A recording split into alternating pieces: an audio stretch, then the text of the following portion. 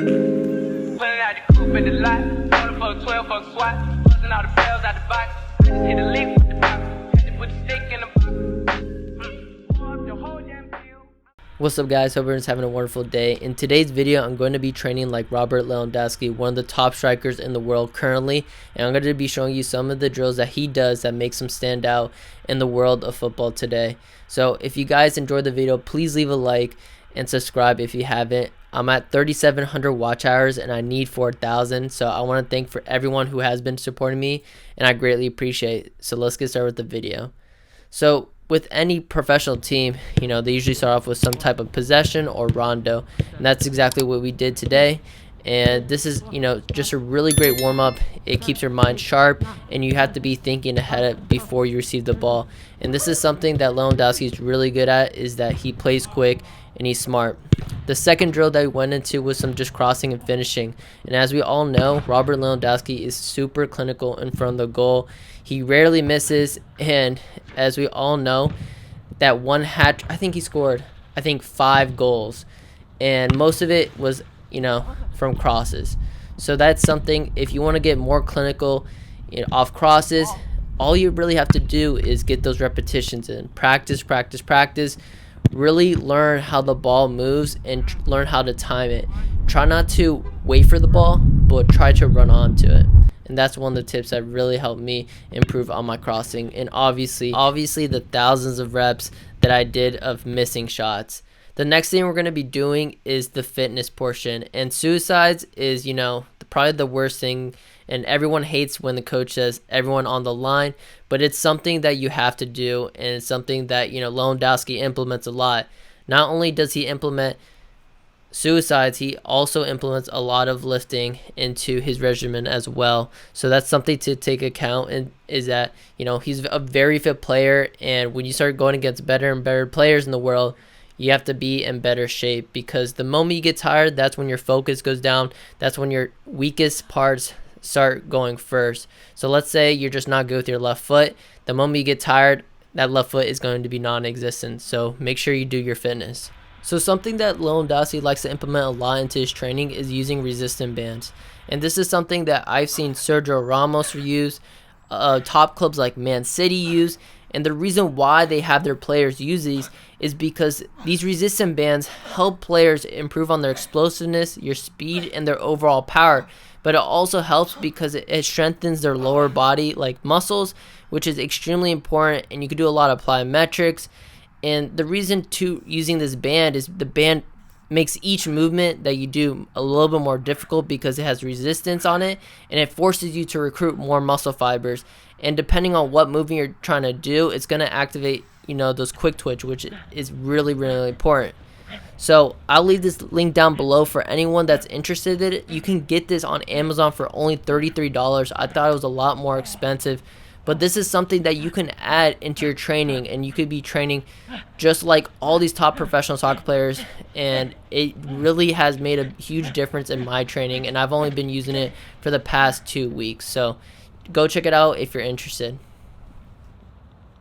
So this next thing that you're about to see is a short circuit that Lewandowski did with one of the strength and conditioning coaches.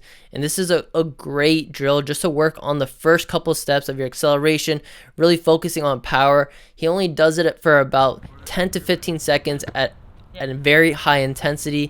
And then he moves over and grabs that same, resistance band, the same thing. And he does some laces passes. And this is something, I didn't do the headers part, but I actually did headers with the resistance band just to add, a little bit more resistance. But I also did a similar variation of this drill right here. And this, I'm telling you, this is a killer. It's going to be very tiring, but it's going to be very beneficial, because once you take that band off, you're going to feel much lighter. So this next exercise that Lewandowski does is a cognitive agility drill. And this is great because what the strength and conditioning coach is going to do is that he's going to call out a color, and Lewandowski has to react as quickly as possible, touch the color of the cones, and then he's going to receive a ball. He's going to take a touch outside the box and then finish on goal. I did something similar to this, but instead of having someone call it out, I had this device where these four, they're almost like cones.